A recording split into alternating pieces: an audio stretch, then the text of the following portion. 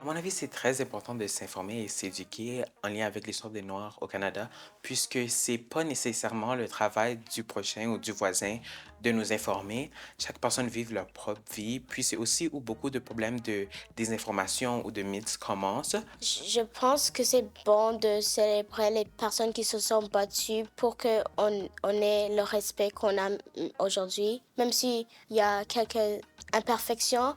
Les figures historiques qui me viennent quand on parle de l'histoire des Noirs, c'est vraiment Martin Luther King et Nelson Mandela. C'est leur approche de la non-violence, tout d'abord, parce que ils se sont tous les deux battus pour les droits des Noirs, mais toujours avec une politique non violente. Ma personne marquante, c'est vraiment Claudette Colvin, une jeune de mon âge.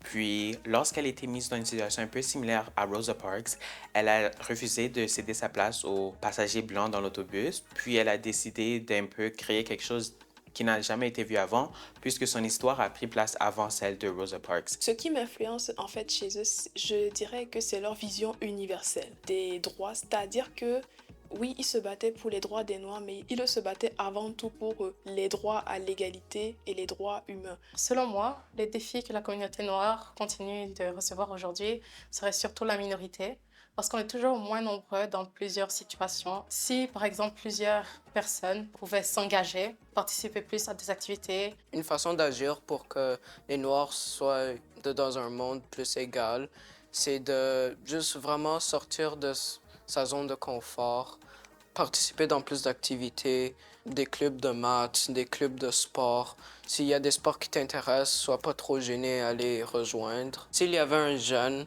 qui hésitait de sortir de sa zone de confort, je crois qu'il devrait juste s'impliquer à ces programmes parascolaires. Ça peut donner plein d'outils pour le reste de la vie.